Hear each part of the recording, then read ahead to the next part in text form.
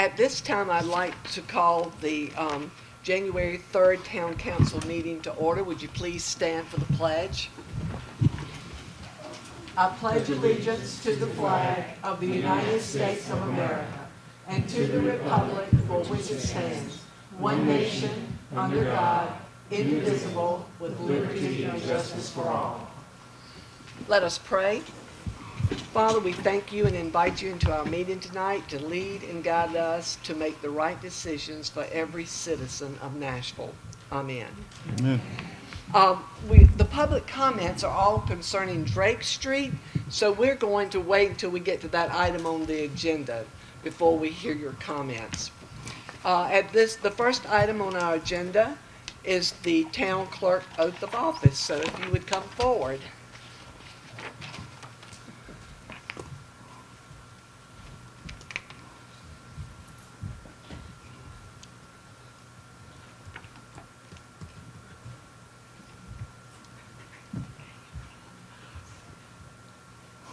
So Lou Bennett is our new town clerk. She's replacing Sarah Tinkham, who has moved on.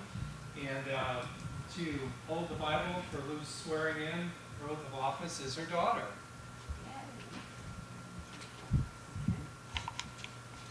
Repeat after me.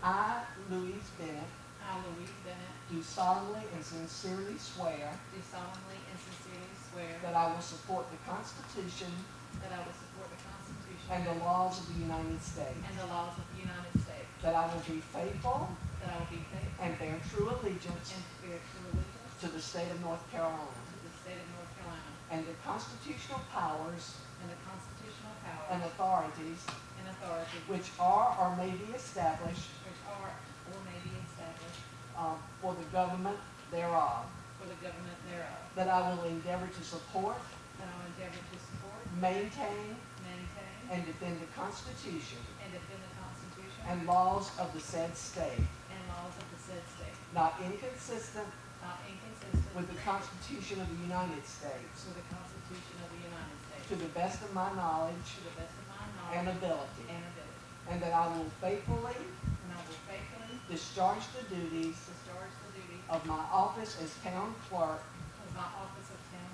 clerk of the town of Nashville, of the town of Nashville. so help me God. So help me God. Welcome aboard. We're glad to have you.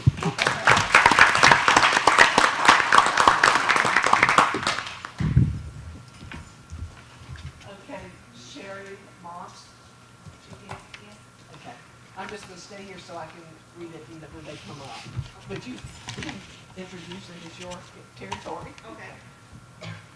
Well, good afternoon, everyone. I had three members from our planning board / board of adjustment who has served many years on our planning board and board of adjustment. We have Miss Betty Lowe, Al Edwards, and Jade Mantell. Here present tonight, we have with us Miss Betty Lowe. She served the planning board for 32 years.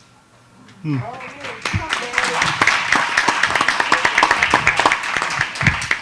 In addition to that, Al Edwards, he served 16 years on the planning board and 5 years on the board of adjustment, whereas Jade Mantell, she served 2 years on the planning board.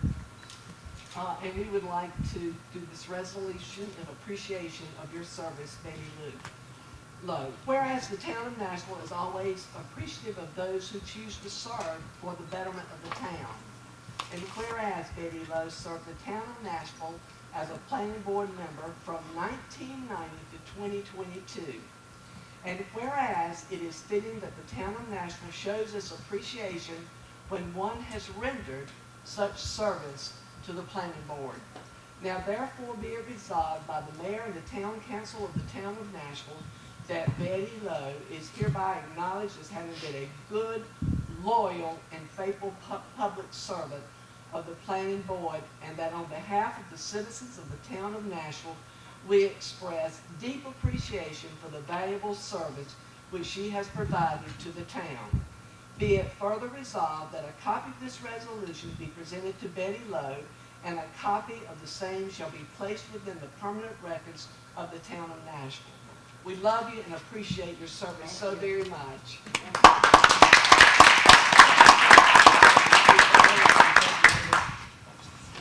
Are the other two here tonight?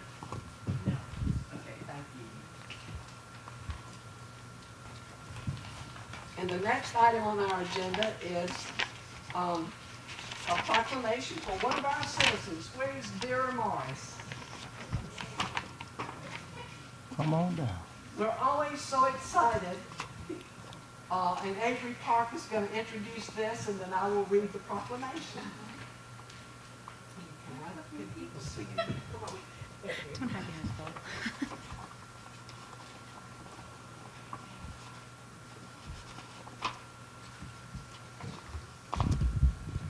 Good evening.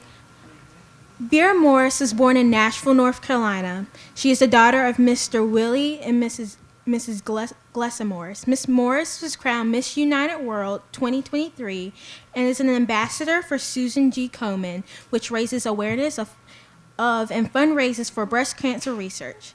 Miss Morris actively participates in a race for a cure each year and is on numerous boards which advocate for breast cancer funding and research.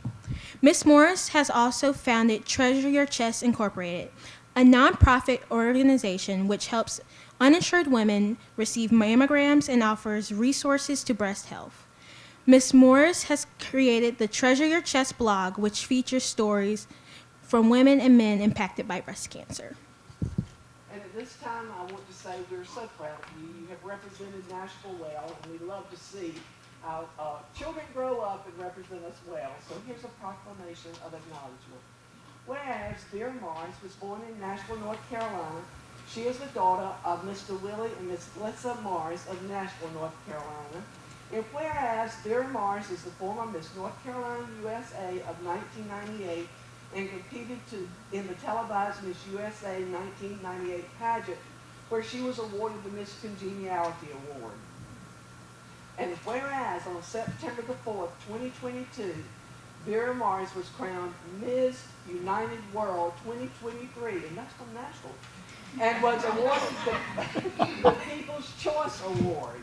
And whereas Vera Morris is an ambassador for the Susan G. Komen, which raises awareness of and fundraises for the breast cancer research.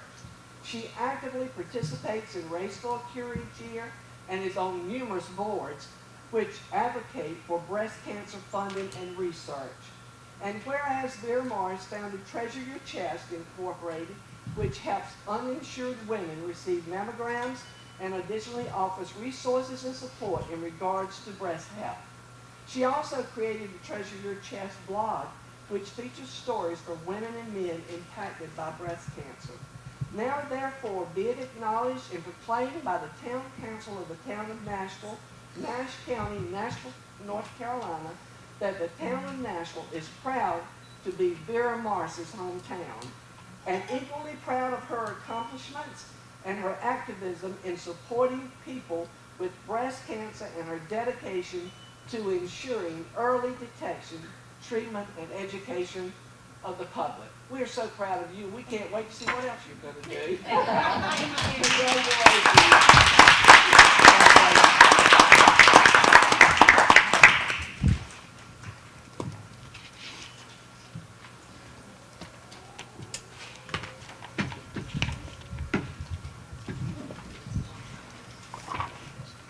The next item on our agenda is the Drake Street. So those of you that had signed up to speak, Janice Sims, you were first on the list to speak concerning this. So if you would come forward, state your name and your address.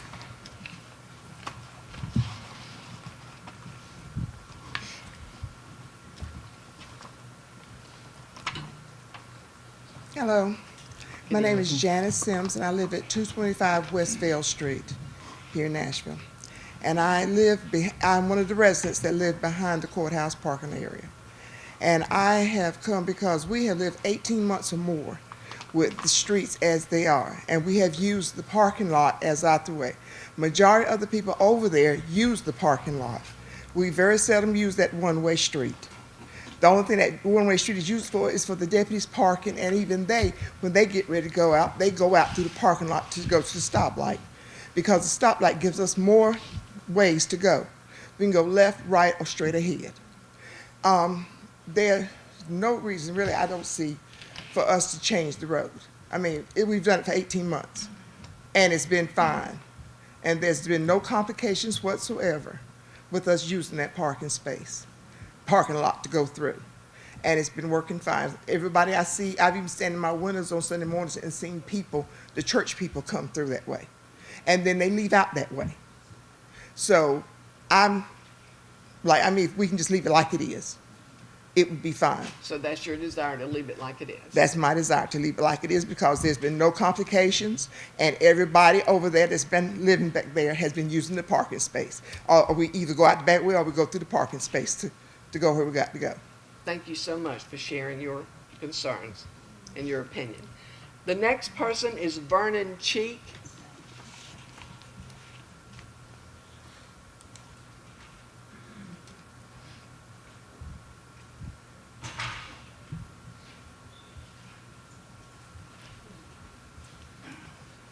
State your name and your address.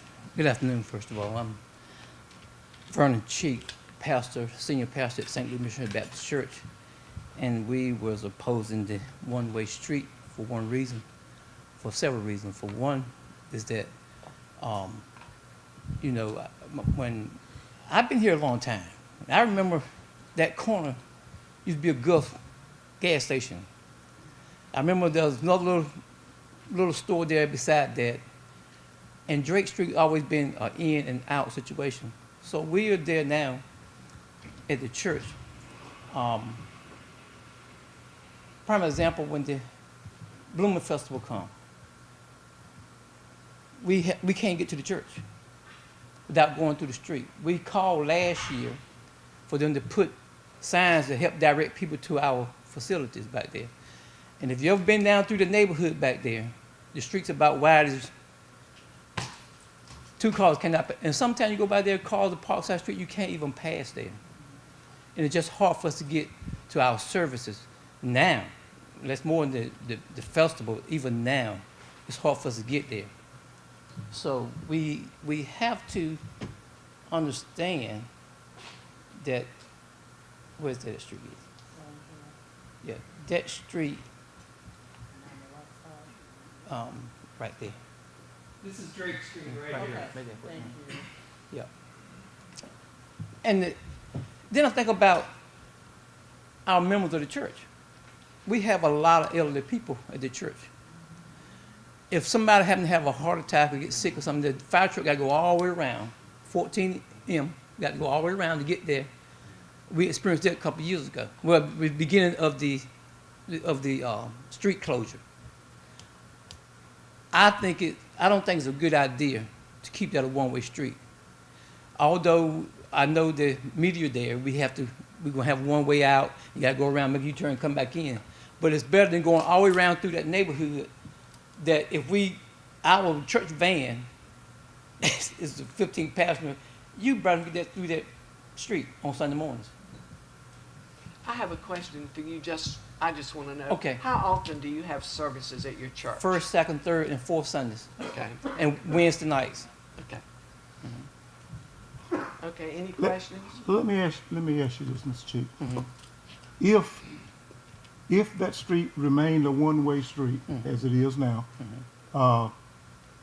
and the back street up on the hill, that's, Randy, help me, that's Elm Street on the back. Vale Street. Vale Street. Vale Street is in the back. If Vale Street is posted where they can only be parking on one side of the street. So on the north side of the street, On the north they side of can the only street, which park. would free up, and believe me, I go through that street quite often since that construction started, just to see what kind of confusion that we're having back there. But if we put just parking on one side of Vale Street, prohibiting the other side, because if they park on both sides, it is tight, I agree. Would that make it easier for your church members to get in and out through there? And the part about the fire department and rescue squad, our fire chief has already assured me that if we have a fire back there, I don't care whether it's a one way going this way or that way, they're gonna get to the fire. They're gonna get to the fire. So, but wouldn't that help you out a little bit? And the reason I'm saying that is because we've got a problem in town, and look at this other than in the church. Look at all the people in town. If we turn that street into a two-way street, because it's been one way even before This- before the construction started. If we let it stay, if we turn it into a two-way street, and I don't know if you know it or not, we've got to put a traffic island out in Main Street. And to put that traffic island in Main Street, we have to eliminate 4 parking spots that's right in front of the parking lot there, the county parking lot, which we already have a dire need for parking on Main Street already. Well, We don't have enough parking the places. median will not eliminate the 4 spots. It's only if we make it a turning lane to get into there. But Right, the yeah. median is 150 feet long, which Mm-hmm. is going to interfere with people backing out and coming into spots in Right. downtown. So the fear is of the merchants that the traffic and potential accidents that will be created because of the backup with coming in and out is pretty great. And so we discussed kind of on our own fixing Vale Street and even striping out with paint spots and posting it saying north side parking only, so that it opens up that street so that you can get your van through and you don't have to worry about cars being parked on both sides. That was a solution that would be more of a compromise for everybody. Yeah, 'cause we don't want to fix one problem and create 2 others. Right, understand. But you know, we fellowship with a lot of other churches. And you remember what last year, the car come through the parking lot, went right over the cliff? You remember that? No, I remember that one. We had a car to go right over the cliff down there, right there in front of the church, where that new light pole is. Right, Yeah, right there. Because they were visiting churches, and when they come up, they see the church, so they automatically turn the stoplight, go through the parking lot. And if you're not familiar with that parking lot, even now, when a lot of times when we are on Wednesdays or through the weekdays, you go there. When you go through that parking lot, there where the sheriff park at, you have a 90-degree angle with cars in there. Cause we have a bread ministry that we give out bread on Tuesdays and Wednesdays, and we come through with trucks and stuff to bring stuff to the church. It's almost impossible to pull a truck and a trailer through that parking lot there. You can't come through the back street. But it's almost impossible to make that 90-degree turn here because the sheriff's department cars are there. Some of the officials there in the courthouse are there. And even now it's worse because you got the construction people working. They leave us a place, 8-foot place to go through there. And it's just hard. But that's going to be cleaned up once the construction is finished. Thank you so much. We appreciate you sharing how you feel about that. Next is James Parks. Just leave the pointer on the podium if you would. This is Bishop Park. Okay, Bishop Parks. State your name and your address. My name is James Parks, 1338 Ed Faulkner Road, Lewisburg. Okay.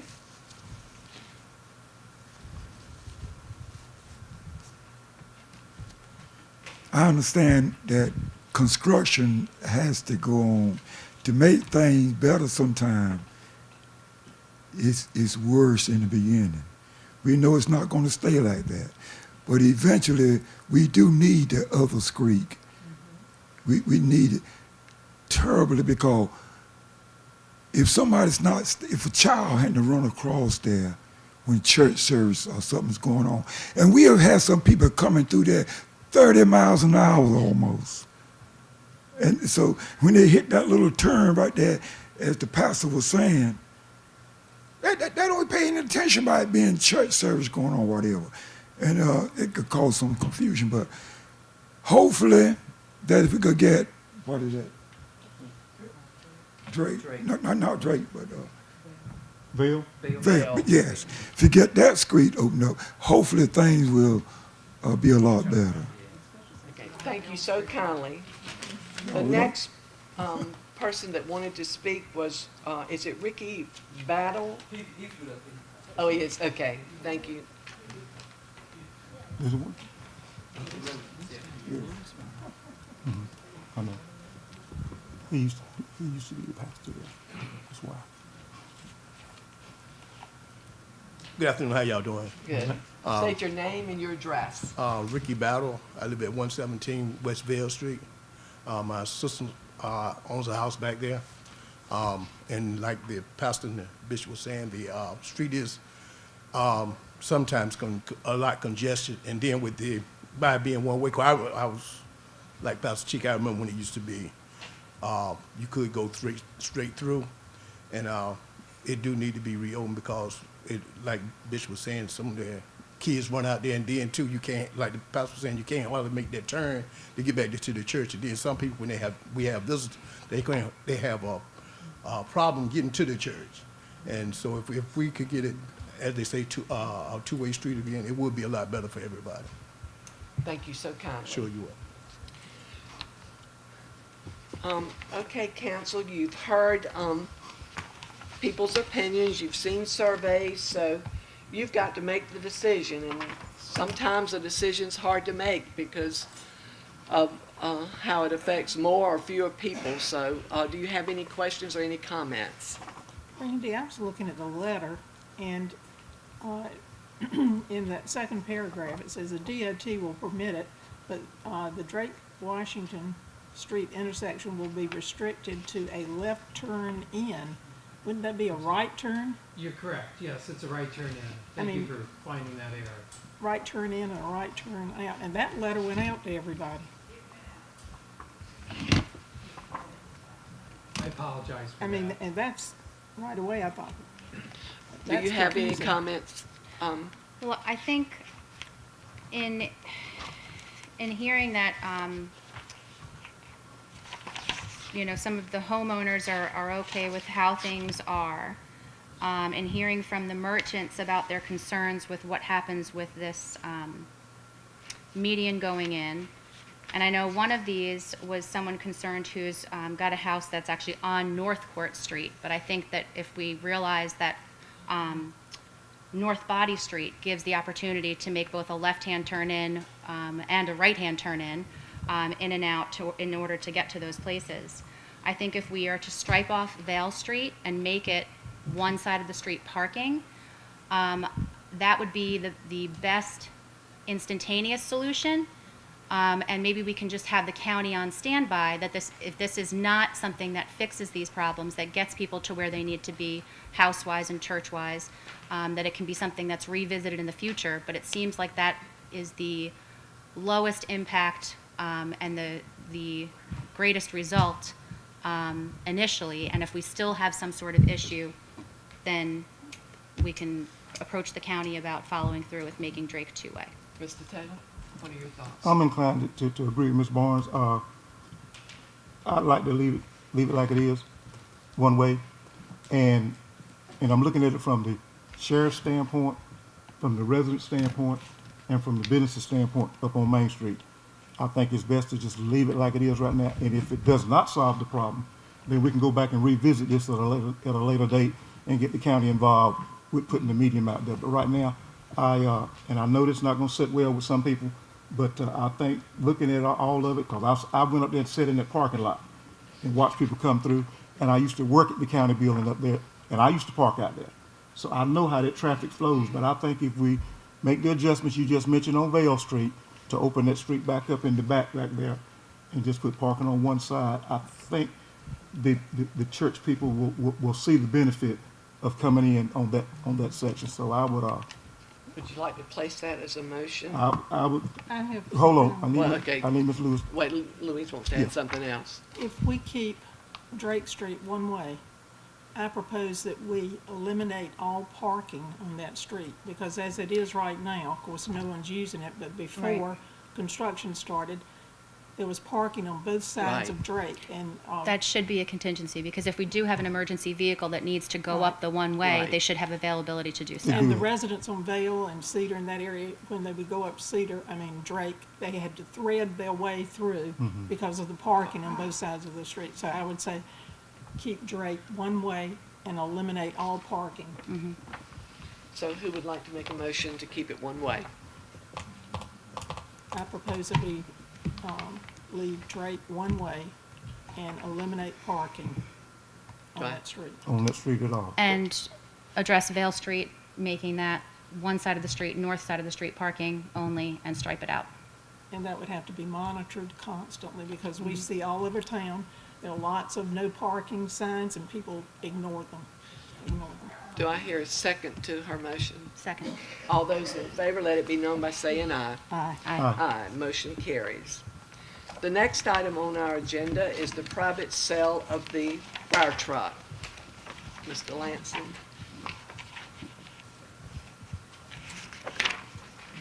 So at the last council meeting, the council considered a private sale of our 1948 LaFrance fire truck to Larry Cockrell. And there was discussion at the council that, you know, we had a buyback provision if in the future Larry goes to sell the truck, that he would offer the town the first option to buy that. And we wanted something in there that said what that price would be. So I came up with the language that it would be at a price 10% over the purchase price. He's offered $1,000 for it and the restoration costs. So he's going to keep track of what he puts into the truck to get it parade ready again and maintain that tally. So in the future, if he ever goes to part with the truck and we have an opportunity to buy it back, we will know what the price is. The other thing is, wanted a clause in there or a stipulation that when it is provided for Blooming Festival or other parade event, that it would be made available at no cost for its use. And Larry has received those. He has accepted those stipulations or contingencies, and he has signed off on the private sale offer. And I believe Larry is here this evening.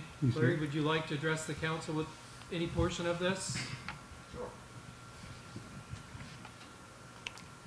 Because I know that, well, first off, my name's Larry Cockrell.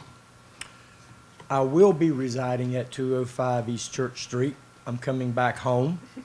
I'm tired of the high rent district in Raleigh. I have now retired, so I can come home and be here. Welcome home. The truck, I know for the council, there's a couple of people that have some hesitations on selling the truck. Don't look at it as a sale. Look at it as an adoption. The truck should have never gotten to the position that it is now. When it was put out to pasture, so to speak, where Mr. Brown's office now sits, there were 2 huge oak trees. It was just drove out, parked, and left for the birds and everybody else. It sat out there for, I know, 2 years before it got moved somewhere else around town. It needs a lot of TLC. I have looked at it, I have cried over it, and I want to see it back to where it came from. The truck will be 75 years old in August. That's when the town took control of it. It was the 587th truck built in Elmira. I've got documents that show that. It came to Nashville on a rail car, in a box car, and was unloaded at what was our depot, which is across the street from what is now the junction. I think Ms. Hinton may remember the railroad station. Maybe. There are not many of us old enough in town to remember it. But anyway, I understand that there are some concerns over where it will be stored, where it will be housed, and so forth, and I'm willing to answer those questions. Tell us, where are you gonna? It will be at 205 East Church Street in my granddad's shop that he built in 1952. That shop used to be where the well, that building has been torn down. Where our old municipal building was, across the street was my granddad's first shop. That then became the Nashville Graphic. And he sold it to a Mr. Griffin, and that's where the Graphic stayed for many, many years. The truck, when it was in the fire department at the municipal building, was actually parked under the staircase that went to the upstairs library. So it's been around town for a while. So it sounds like you're going to take good care of that truck. That truck, I have ridden on every Harvest Festival parade that Nashville had since I've been about 6 years old, except for when I was in the Cub Scouts and we had a float, or I was marching with the Boy Scouts. The last parade I rode on that truck was in 1972, before I graduated high school. It went to Rocky Mount. Tommy Batchelor drove it. I rode with Tommy and we drove it in the Christmas parade. And that was the last time I set my rear end in the front seat of that truck as a passenger to ride in it. So now I plan to get it back running. Hopefully, I've talked to Mr. To Haywood. It was driven to where it's parked. I checked the oil in it today. It's got oil. I've got to get batteries in it, and hopefully, if the town can pump up the front tire, it's kind of slack, and I don't have a compressor that I can carry up there. Hopefully, it will crank when we put new batteries in it and a few drops of Vaseline. And I promised the council, when it gets back to parade ready, you will be probably one of the first ones that can ride on it. Thank you so much. There is one other stipulation that I'd like to make. The bell was taken off of that truck many years ago. It now resides in the kitchen at the fire department. If this truck gets back to parade ready, I would like to have the bell back where it can be polished, put back on the truck where it belongs, to honor the firefighters from Nashville from 1947 until 1972-3, whenever it was put out to pasture. My dad being one of them. Atlee Gully, Billy Kennedy, W.C. Cook, and more than I can remember. But anyway, and there's one correction you need to make to your minutes. The chief made us comment, I think it was at the December board meeting, that Atlee Gully was on the truck the night that he got burned. Atlee did not get burned. Atlee's uncle, Newton S. Gully, who the fire district's named after, he was the one that got burned. If we were not living on White Oak Road at the time, Dad had to get out of the fire department for about 2, maybe 3 years, because the town had a policy. You had to live within the corporate limits to be on the fire department. We built the house on White Oak Road, 4/10 of a mile outside of the city limits. Dad was out of the fire department the night that Newton got burned. He's always felt guilty about that, because if he'd have been in town, Newton would have been driving the truck, he'd have been on the hose, and he would have been the one that got burned. So, a little bit of history. Any questions from y'all? I mean, I've done most of the talking. Thank you so much. I think we can make a motion to award the sale. I don't know about the bell. Let me say something first, please. Mr. Carper mentioned when he first got up here, he said there was some opposition from the council that did not want to sell that fire truck. I am that opposition. I know that. I thought I knew, you knew it, but I appreciate it. I thought I knew quite a bit of history about that fire truck in the years that I worked in the fire department. But he enlightened me quite a bit this evening about some stuff. Based on what the discussion that we had earlier today, I withdraw my objections for selling that fire department. And I would offer a motion that we go ahead and approve the sale of the Ward of France. Second. All those in favor, let it be known by saying aye. Aye. And you made a mistake. It's American La France, not Ward. Oh, American France, that's right. And by the way, the Ward La France, it was in an accident when it was being delivered from New York. Yep. Larry, just let your neighbors know that you're bringing the fire truck into the neighborhood. My neighbors know that truck's coming. My neighbors are excited to see it. And I've got 2 that want to help me restore it. Oh, good. Good. Thank you so much. Thank you, sir. The next item on our agenda is Coy Worrell.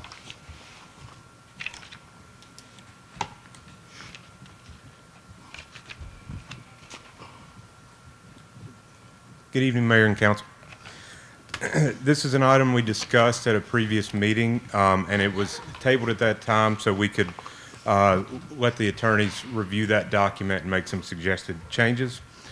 The Parks, Recreation, and Cultural Resources Department and the North Carolina Wildlife and Outdoor Recreation Foundation, or NC WARF, would like to enter into a memorandum of agreement to help promote and enhance outdoor recreation and conservation efforts in the town of Nashville, primarily Stony Creek Environmental Park, and to assist in securing funding for these efforts.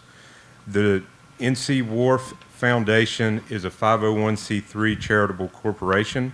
The purpose of this foundation is to support charitable, scientific, educational, management, and outreach activities that promote conservation, preservation, protection, and enhancement of outdoor and wildlife resources and related recreational opportunities through advocacy, philanthropic means, program development, and enhancement and marketing.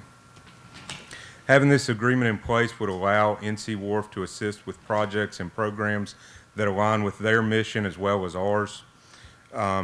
Potential projects that would benefit from this MOA include land acquisition for parks, fishing access, expanding and maintaining trails, interpretive signage, invasive species control, playground updates, and conservation efforts.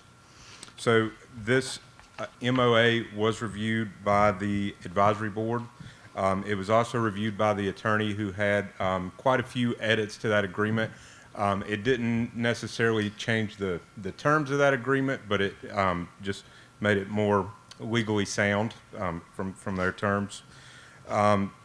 We do have Tammy Rundle here tonight, who is the executive director of NC Wharf, if you have any questions for her.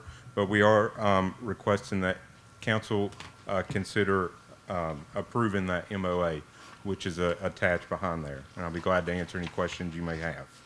Do any of the council members have questions for Chloe or the visitor?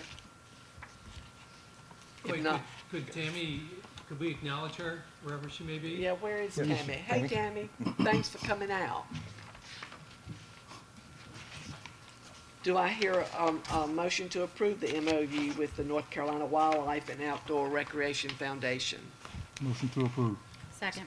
All those in favor, let it be known by saying aye. Aye. Thank you so very much. Thank you.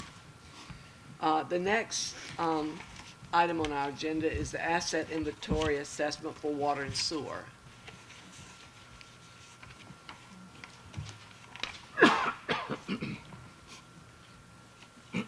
Just what you all were looking forward to is talk about water and sewer for a little while, right? Always.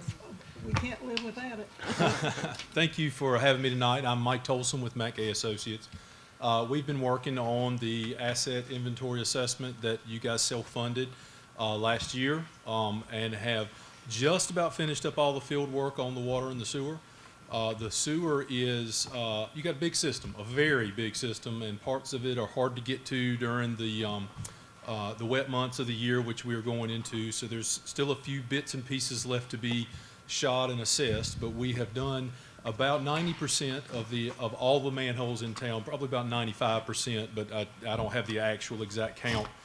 And have looked at it, and from the discoveries we've made in that, we found several areas that we would propose lots of capital improvement projects that will be indicative of the rehab and relining of a major part of the system that is vitrified clay and the brick manholes that are in town. What we found is in over 30% of the manholes in town, there were well over 1 to 5 gallon per minute leaks in each one of them. And when that comes down to that, that means you've got about 300 manholes that need some pretty severe attention just in the manholes, and we haven't had a chance to look in the mains to see what they will show us. But if the manholes are in that bad a shape, the mains might be leaking a bit as well. But what we have been able to do is leverage some of the savings that have come from a little bit of a pilot program. We've lined 10 or 15 of the existing manholes in town that we found in our first wave of inspection to be able to seal those up and hopefully stop the leaks in some of those. And we are working on the second wave of that, that the town has found funds to be able to push towards investing in about 10 or 15 more of those manholes, trying to get a good portion of them along Western Avenue right now, where we found that each one of them had a leak that was severe enough to warrant investing the money in. You know, that stuff is not cheap. The individual material that we're using to put in there is about $300 a vertical foot to apply to these manholes. Manhole being average about 8 foot deep, so about $2,400 a manhole. To replace a manhole that would be 8 foot deep would probably be in the tune of about $10,000, and not to mention the disruption to traffic and everything else that it would cause in tearing it out and putting a new one back in. So we feel like we're using the right material to fix these things. We've seen a couple that are so structurally unstable that they will need some pointing up and brick repair in order to be able to be relined. But I haven't seen anything that makes me think that an entire manhole is about to go missing and we're about to have a sinkhole. But we did find one just the other day that's in a fairly new section of tank or new section of sewer that had about a 20-gallon-a-minute leak in it. So, that's flow that's going into your system that you're sending to Rocky Mountain and paying to be treated. So every gallon we stop is a gallon saved and $1 saved, we hope. As far as the water goes, we have shot all of the services we could find as far as meters and valves and hydrants, and we've aged most of the hydrants in the system. You've got about 350 hydrants in town, and of those, about a third of them are over 40 years old, which makes them a 1983 model or earlier. And what we tend to do is when they begin to be about 40 years old, we start scheduling them for replacement if they are not already on the replacement docket. Now that's about 25 hydrants to replace, and the valves that are in front of them on the what we call leg valve and the valves in the mains are roughly over 40 years old. And some of those, we have some that go back to 1960, 1959. So there's some that are, approaching 70, 75 years old.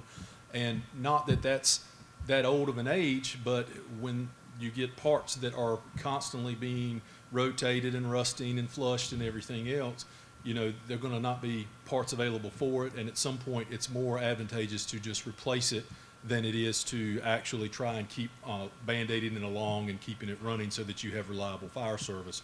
And that's kind of the gauge we use to decide what those are. Now, you've got just over 3,000 meters in your system, and depending on the route that the town would like to go as far as a change-out or replacement or a general scale for that, we need to age a few of those meters and see how old the average age of those are so that we're really trying to wrap our heads around where the problem spots are in town, what needs to be replaced, where the services need to be replaced. And that's part of the coordination with the Public Works Department and trying to look where the hot spots are in town for, is that a main break, or do we just need to flush those lines, or do we just need to clean them, or do we need to just replace everything in the street?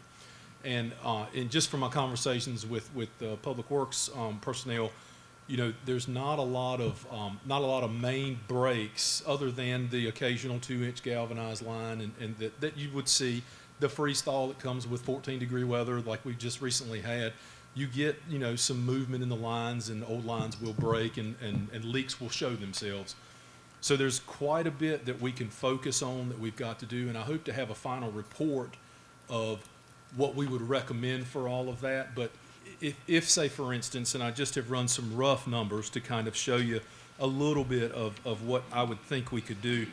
One of the issues you have in town is you don't have valves that are reliably operational so that you can shut a portion of town off to fix a leak.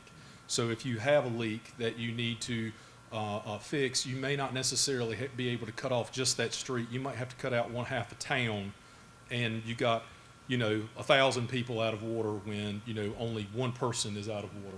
So all that said, there's a lot of things that we're looking at for maybe inserting valves and valving and zoning out the town, putting a foreshore brand new insertion valve in portions of town so we can zone out the town and make 1/3 of town instead of half the town having to be out of water. And then we can do more or less. We can put 20 of those in. We can put 5 of those in. It's just a matter of picking the right points and isolating the right parts of town.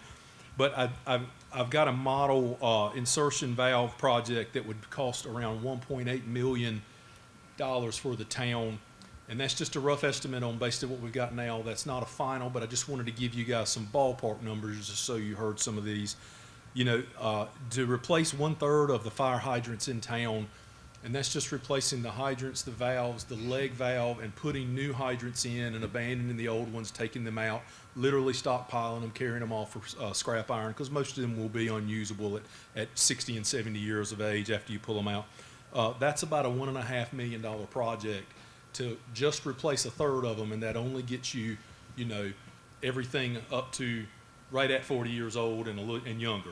But that's fine, because right now you're working fine off of 70-year-old ones, but you want to start to begin to phase those out and pick an annual program to replace a percentage of them to try and do that.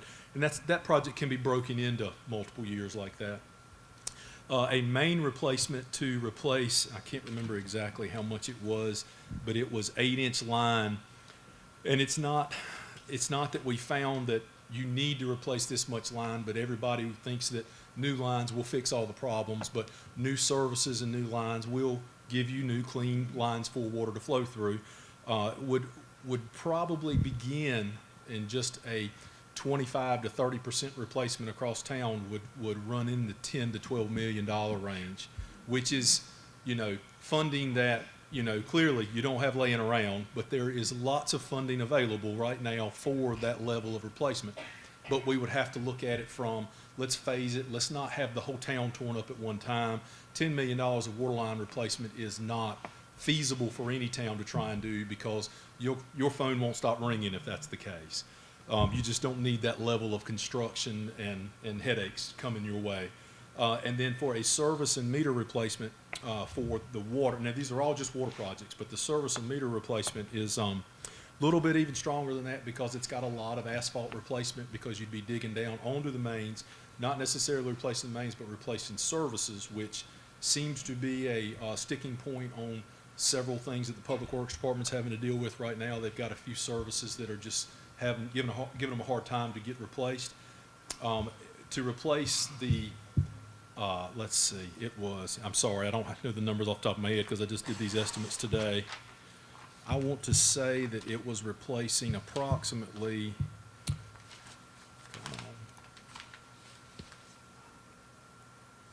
3,200 services, which you don't have that many, so I rounded up based on that. But you've got some irrigation services and things like that.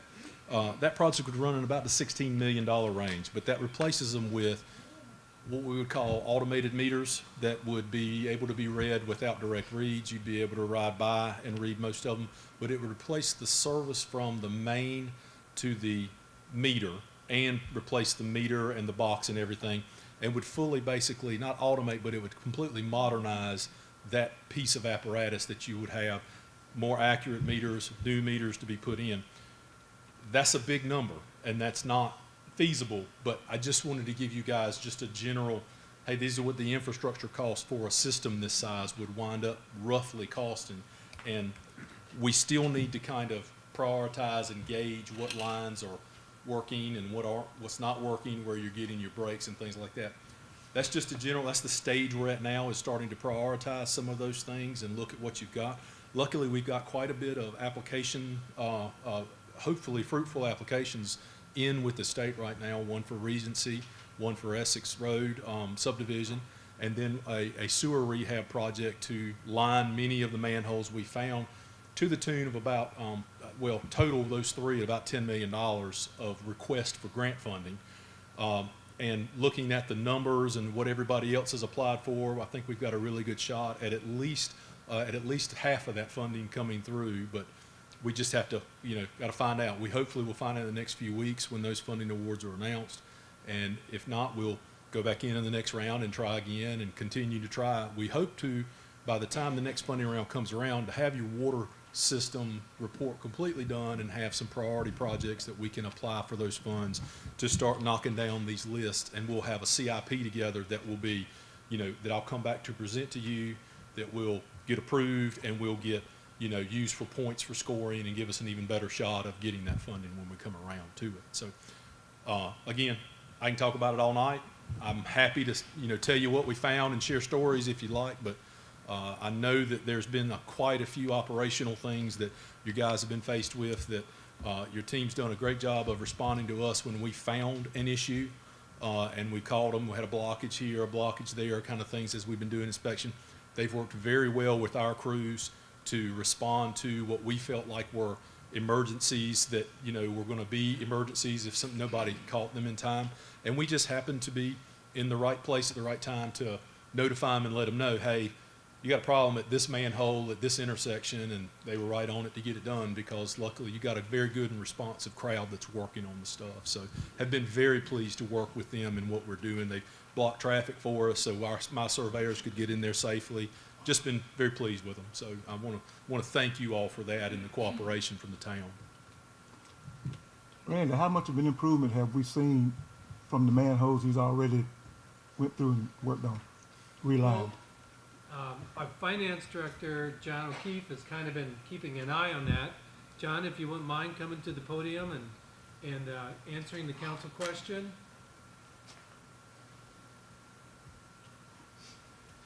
I sent something, you had posed this question last month, I sent something, it's been about $17,000 a month that's been saved between, like, comparing March, April, May, June's from Rocky Mount for sewer, and comparing to the most recent ones, it's been about 17,000, and that's controlling for volume. Thank you, John. We're talking big numbers, but I want the citizens in Nashville to realize that, I mean, even though we listening to him, we need to sell the town to get all this money.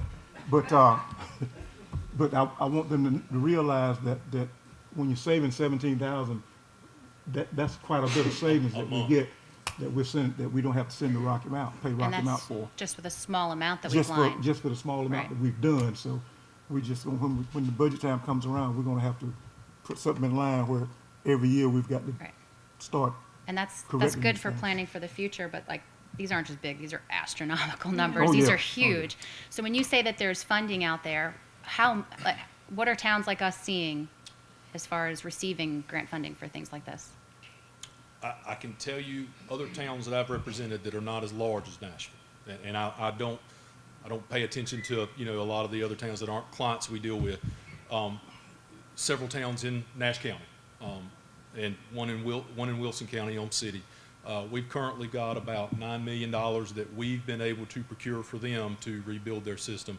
They only have 600 services in town. Mm-hmm. You guys have 3,000.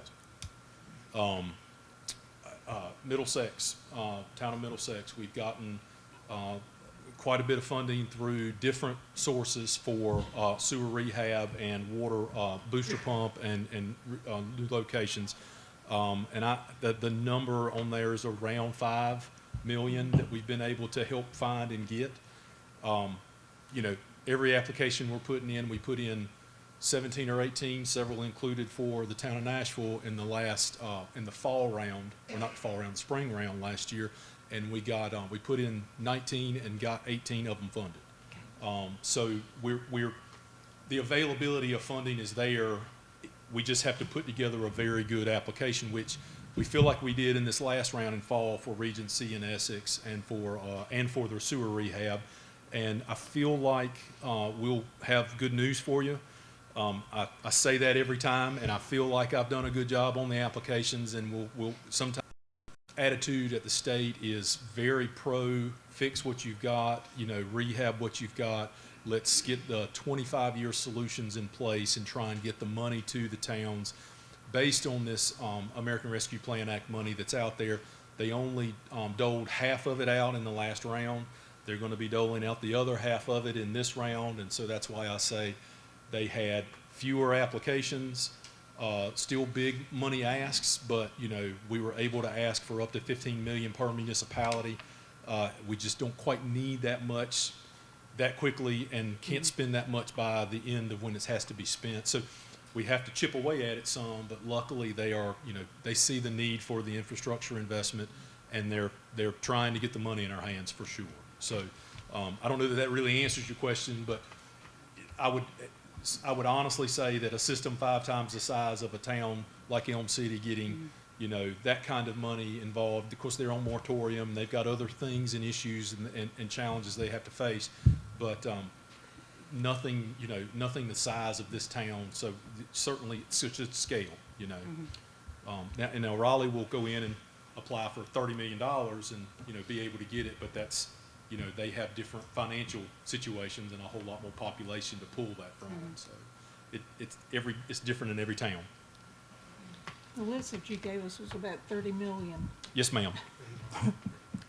And I I was cutting that a little short. There's probably a couple other projects I could put in there, and that doesn't get you your entire system replaced. And that's the thing to understand is your entire system doesn't need to be replaced. It's just you've got some failing parts, then you can pick one thing and you can spend $40 million on it and have bright, shiny new meters everywhere, but you may not have mains that you can turn the valves and make them stop. And we've got to kind of throw a little bit here and it can go 2 million there, 2 million here and make a vast improvement, or we can throw everything into one bucket and fix meters and make it so that everything's automated and those sorts of things. And so there is a large gamut, and that's what we'll work through in the report to kind of hone in on what the town wants to see as a focus going forward. And that's where we'll meet and rely on your guidance and what the town's guidance is on, where you see the issues, and I'll look at where we see the problems are in the system, and then we'll come together with a report that'll be a good mesh of those two philosophies. We're just gonna have to eat this elephant a bite at a time. Yes, ma'am. And it it didn't get this way overnight Right. either. It's those kinds of things are very true still. So Recently, we've had a number of sewer backups in town. We had a serious one out in Western Avenue, right? Are you aware of that? we found a couple of them for you and made them aware because we just happened to be on Western Avenue inspecting manholes one day and found a couple. Have a couple that are some obstructions in the sewer that were found upon closer inspection and everything. Got some issues with a lot of grease deposits that are always plaguing sewer systems. The cold weather and everything else doesn't make that any better. But at the same time, like I said, when we found them, we've called Taylor and the crews with Public Works, and Lee and them have had people out there working on it, within an hour of us letting them know, and while we're circling back through, they're jetting out lines and everything. So I really would like to commend them. They've done a great job with responding to it. Whether or not they were able to stop it from ever happening is a completely different thing, because people are going to pour grease down their drains and clog things up. And unfortunately, it breaks through and can turn a problem into a big problem in a very short amount of time. They got tired of hearing me talk. I'm sure y'all are close to it. Any other questions? Randy, is there anything else you wanted me to? Okay. Thank you all very much. Appreciate it. Thank you, Mike. Thank you. Do I hear a motion to receive this report and for us to see the preliminary findings and, I guess, press forward with what we need to do? So moved. Is there a second? Second. All those in favor, let it be known by saying aye. Aye. Thank you, the motion carries. The next item on our agenda, the gentleman decided not to ask for the easement, so we'll go to the next item on our agenda. And this is Thomas Gillespie, the Nash County Parks and Rec Director.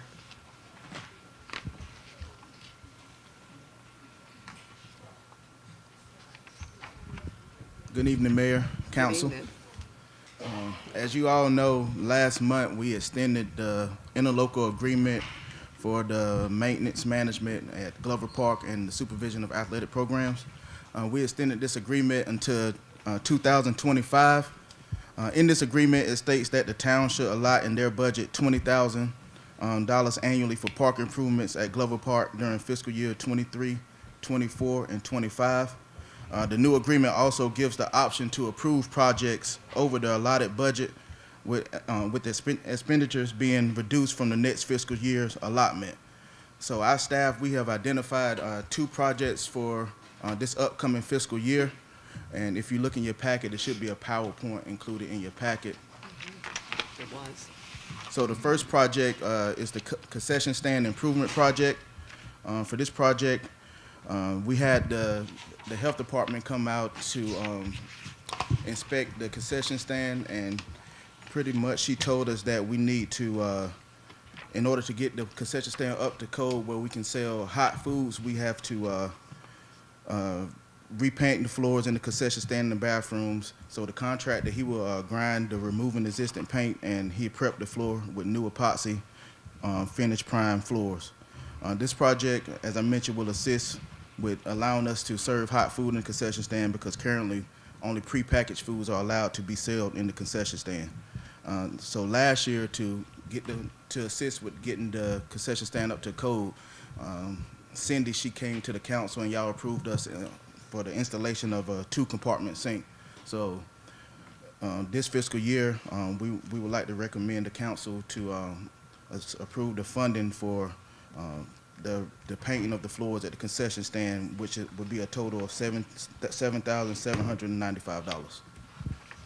And the next project that we identified is the installation of metal dugout coverings for baseball fields 1, 2, 3, and 4. Currently, there are no shade structures over each dugout. So by providing the metal dugout roofing, it will provide a safe area for the players to observe the game. And it would also keep the players dry during the rain delay. The metal dugout coverings also helps with reducing the temperatures from direct sunlight. And we would like to get this installed by the time we start our spring sports this upcoming March. And the total cost that y'all may have. Are there any questions for Thomas? I guess my only question is, I don't have the agreement in front of us, and I can't remember. We had certain things the town was responsible for, certain things that the county was responsible for, and I believe it was the capital improvements that the town was doing, and the general wear and tear, I think, was the county. So I guess my question is, what are we considering the concession and bathroom repairs? The concession and bathroom repairs, I would say that would be up to the town, because when we took over the park, we weren't able to sell any prepackaged, any So it's hot already foods. in its current state, is what you're saying? Correct. Okay. Yeah. And the total price for both of those projects came up to be $34,245. So of course, as I mentioned, we will pay the $20,000 this fiscal year, and then at the beginning of the fiscal year, the county will send the town an invoice, and we will pay the remaining balance on that invoice.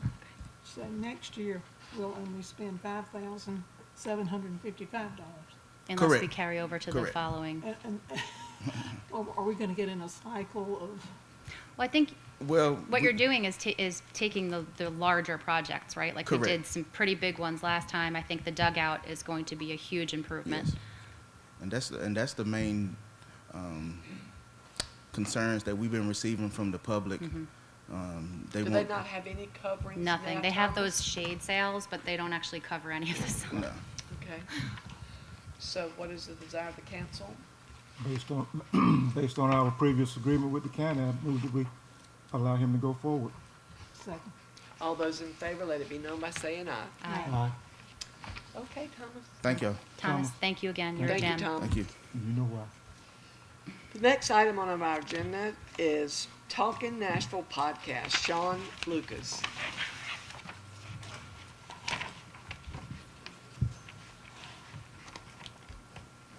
Hey, good afternoon, Mayor and Council, and Happy New Year to everybody who I haven't spoken New to. Year to you. Before we get started with Talking Nashville, I'd like to take a quick minute to thank all the great citizens of Nashville for casting their vote for me in the past election to give me a third term to serve as Soil and Water Conservation Supervisor. So I want to thank everybody in Nashville for casting your vote. If you did cast for me, we thank you. Talking Nashville. I think Randy has everything set up over there for us to get going. It was an idea that pretty much I started talking with a few citizens about when I came back to Nashville from Rocky Mount, of having a podcast for the employees and for the members of the public to be able to utilize.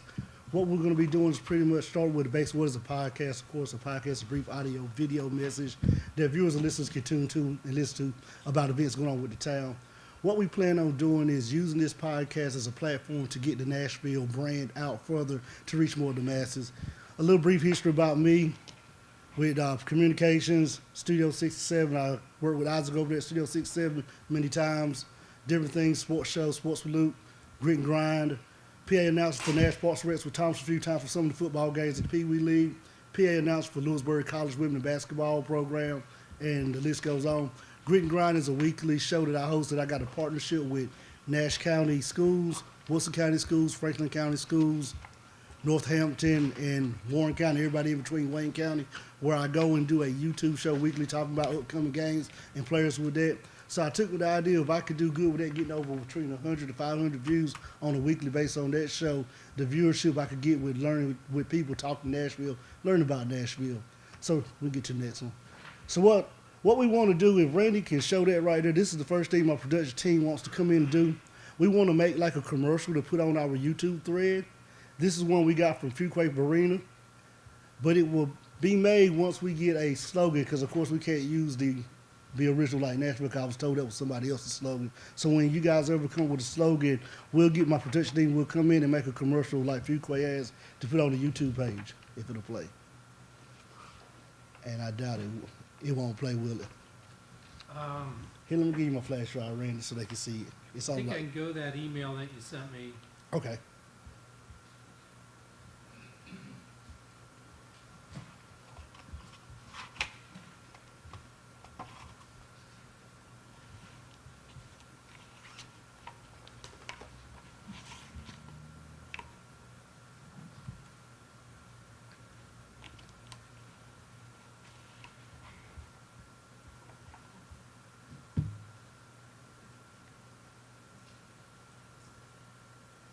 Am I getting close?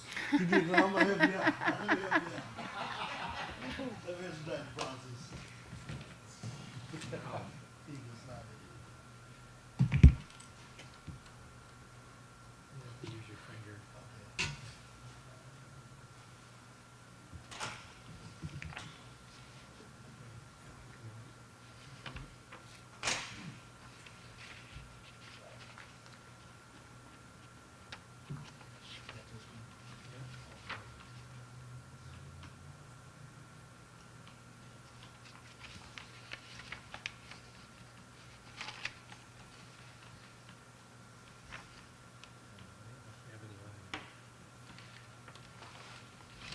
What we plan on doing, once we get a slogan,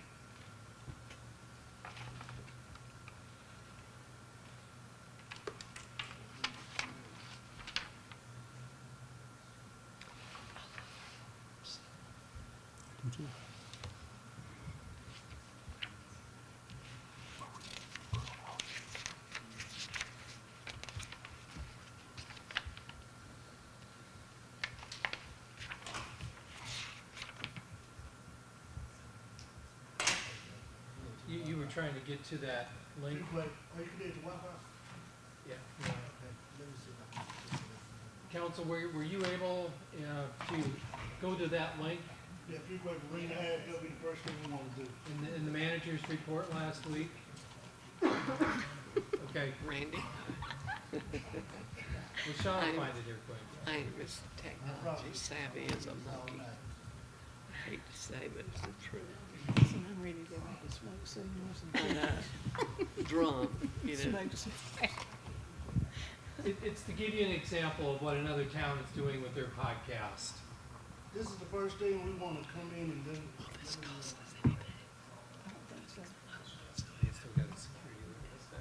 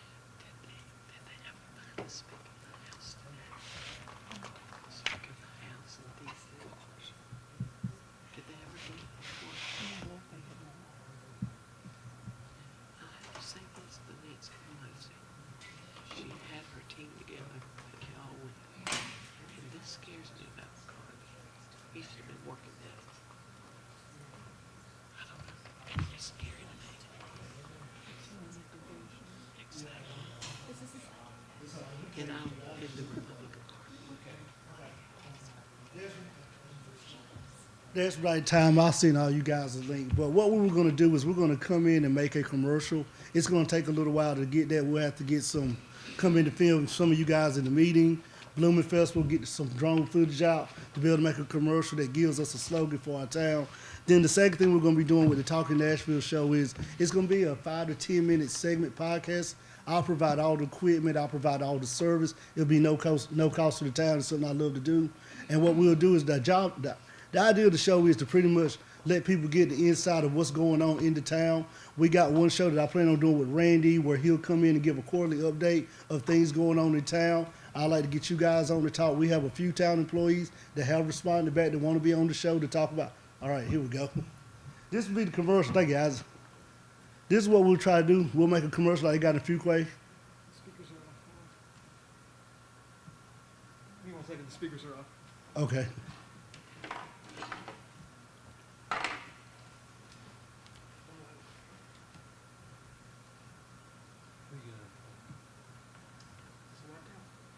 Yeah. She's charged.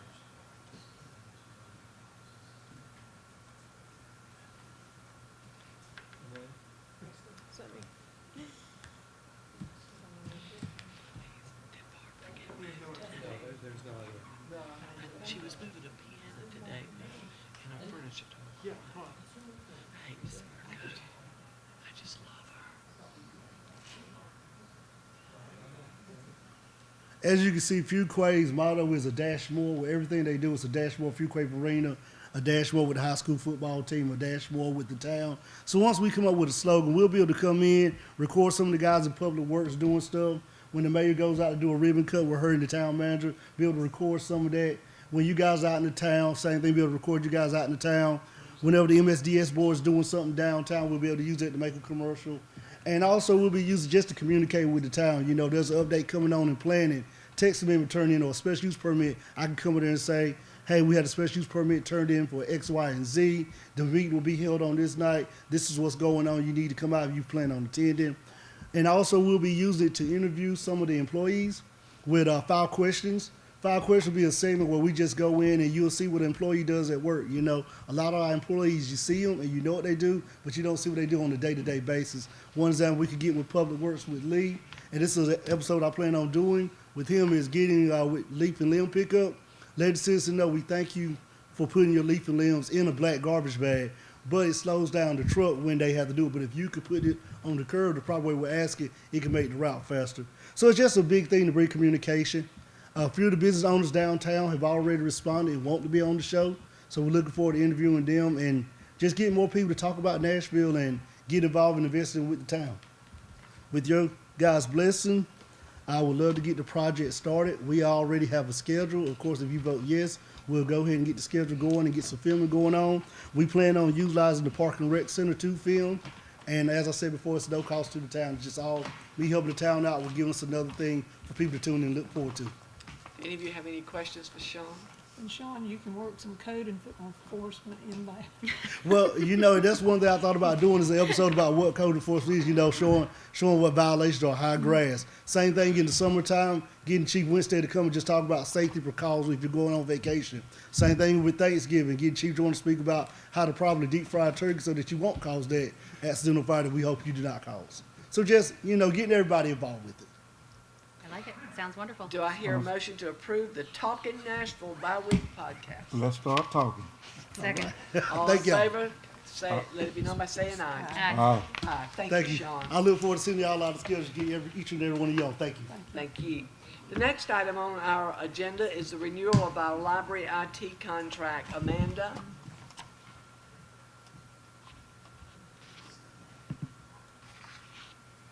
Good evening, Mayor and Council. So I actually have Mark Sunbaum, our IT steward, lovely professional here. So we were going to try to renew the contract for 3 years, from January 2023 to December 2025.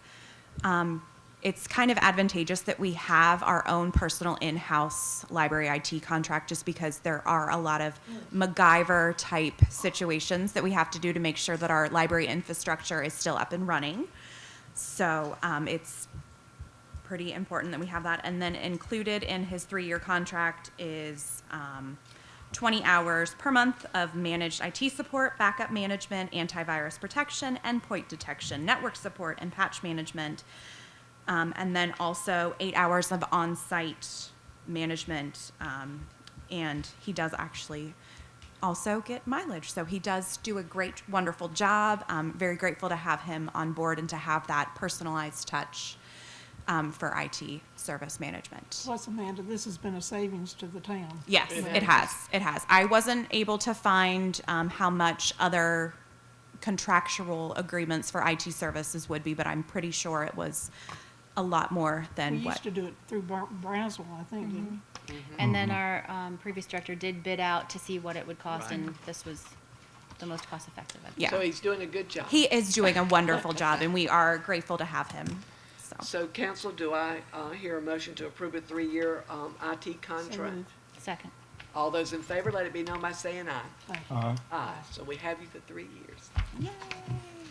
Okay, thank you so much. The next item on the agenda is Amanda, the Library Advisory Board, term of service and applicants. Yes. Oh, good evening again. So great to see you. All right. So we have 3 positions available for the Library Advisory Board for 2-year positions. And we have 2 of the 3 candidates here today. So we have someone who has, I think, lived in Nashville most of their life. I'm not 100% sure how long that has been. And both of them are former teachers, and they are here today. So I have Ms. Rhonda Carroll and then also Ms. Beverly Place. And they would be great assets to have on the Library Advisory Board. Rhonda Carroll enjoys reading. She is a great, wonderful library patron, is always coming in, giving us recommendations for things that we should order, and is a former teacher and has written grants, and has a lot of knowledge about other local authors, and is always a pleasant person to deal with. And then Beverly Place is newer to the area. She's actually from I guess I can call it my home state. I wasn't born there, but Pennsylvania, all the way, and loves libraries, what they stand for as outreach and service in the communities, and definitely is ready to help as a new resident to kind of show that outsider's perspective in some regards too, and wants to help any way that she can. So they are also here today. If you would like to hear from them, you're more than welcome to. I don't know if they were ready to speak or have anything to add, but Let's at least have them to stand. yes. Yeah. Okay. See who they So are. here are Beverly is. You guys are both almost wearing the same color. Beverly is in the front with the red solid sweater, and then Miss Rhonda Carroll is in the behind Miss Beverly. So they are patrons of the library. So I think that's also a great asset to have on the Library Advisory Board. And we certainly do appreciate you agreeing to serve on the Yes. board, and we know you'll do great things for our library, so thank you so much. Do I hear a motion at this time to approve Beverly Place, Rhonda Carroll, and Melissa Good as appointments to the Library Advisory Board? So moved. Second, all those in favor, let it be known by saying aye. Aye. Thank you so very much. And that wraps up our agenda for tonight. Do any of the council have any comments you'd like to make? How do we come in on our noise ordinance? I think Raz and Emily have been working with JT, John Winstead, Chief Winstead, on that noise ordinance. I'm not exactly, We have a redraft, Ms. Hinton, and excuse me, and we've sent it to Randy, I believe. We wanted to be clear on what the town's intentions were and what the chief's recommendations were. Haven't had that meeting yet. I think the holidays happened. But we have reviewed it extensively and have made some suggestions and have a markup with comments. So that is where we are. As soon as we have an audience with the manager and the chief and just get their input, I think we're in a position to have a So will clean that be on our next agenda? suggested. so we'll get that on probably for the February, first meeting in February. Randy, what kind of problem do we have down there across from PNC Bank that we shut the street off? What?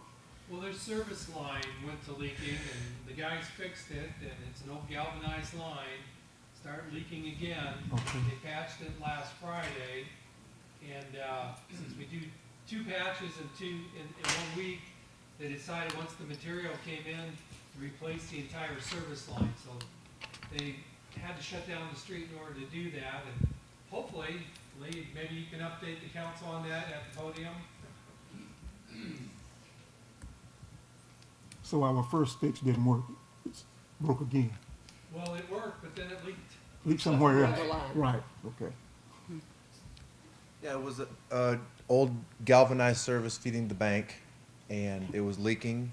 Last week, they made a temporary repair because we were waiting on the correct parts for a long-term repair or a permanent repair. And today it was scheduled, and had a tough time shutting the water down to tie into what Mike was saying. And so they had to do it live, and they probably wrapped up around 7:30, 8 o'clock. Just a long day, but we renewed the service from the main to the bank, and abandoned there was an abandoned service that was live, and then there was the service that we replaced that we had to cap off. So everything's zipped up now. Everything's getting zipped up, and hopefully we'll get it asphalted here in the next weeks or so when it warms up, and we'll be good. Okay. Lee, when you say it was repaired live, who drew the short straw to jump in there and while the water's Work in squirting the out, water. hook it up? I think Chad drew the short straw, but Taylor wanted to get some action too, so they both had to go back to the shop and change, but they got it. I have a question about the sewer leak into Stony Creek that was in the Telegram. When I read that in the paper, that was the first I knew about it. I thought, what? Lee, can you expand on that? 2,500 gallons of sewage? Yeah, someone was walking their dog on the outfall and called our after hours number and reported a sewer backup or a sewer spill on the outfall, and we responded, and the crew that responded was able to get it unstopped shortly after arriving, and then that was on Sunday, and then that next Monday,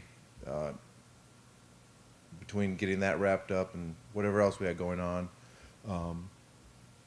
I did not get anything out to Randy, but then that rest of that week I was out sick.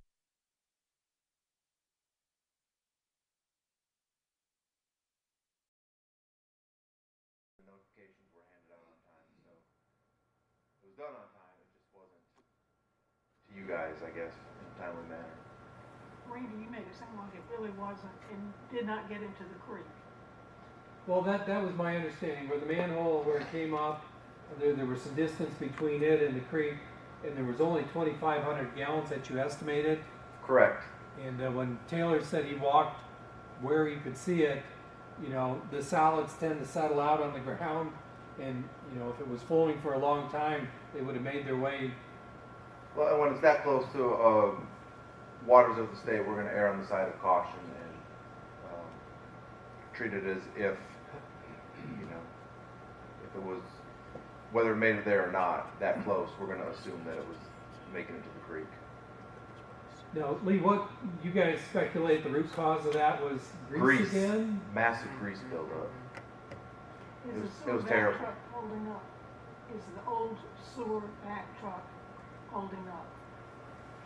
We just took possession of our new. I know. I'm talking about the old one. The big one. Oh, the big one.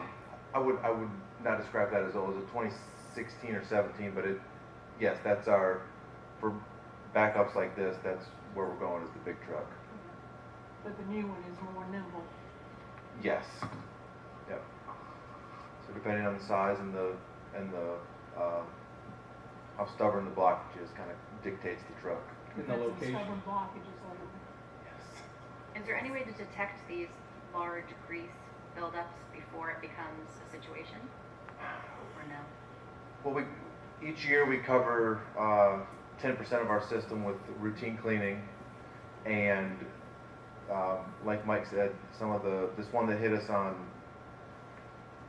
behind Western Avenue, it's wet, and so it's an access issue. But besides physical inspections, there's not really a great way to catch them before they happen. Sean needs to put that on the podcast about the grease. Have there been any door hangers from cloud glass? Have you seen any, Lee? I know they ordered them and got them in. Are they I think using that them? is a myth. Not one person I know of has seen a door hanger. I have not seen it. They're almost finished. Maybe we can they can put finished job and hang them on people's doors. Any other comments from the council? One other thing, Randy, I got your report, and I rode by our west side water tower, and our new logo emblem looks great up there, but when can I expect to see it on our vehicles? Lee? To the podium, please.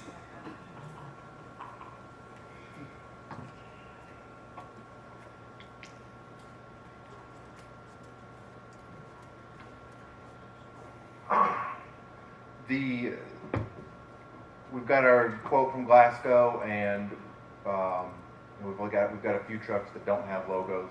They'll be our first trucks to receive it, and then the other trucks will just be probably a few weeks. The existing logos have to be removed. The trucks have to be cleaned, degreased, and then taken to Glasgow for installation. So it'll probably be, realistically, probably 2 to 3 months before they're all done. 2 to 3 months. Yeah, I think that's realistic.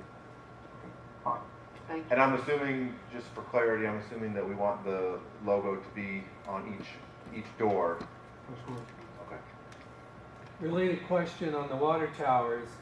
The full and the empty on the wrong end of that, I assume that's a level indicator? When the water goes low, the indicator goes high. Goes up. Okay, so when it's to the top, E is for empty, F is for full. Yes. Okay. I thought maybe they were mislabeled for a minute. I didn't know that tower even had that on it. I didn't either, really. And Coy took this picture of the tower. He's a certified drone operator now. Isn't that great? It looks good. Any other questions or comments from the council? Randy, do you have any comments? I'm good, Mayor. Thank you. If not, to the citizens, thank you for coming out. I want to say Happy New Year, and we're going to believe in our hearts that this year is going to be a great year for Nashville. Do I hear a motion that we adjourn? Second. All those in favor? Aye. Meeting is adjourned.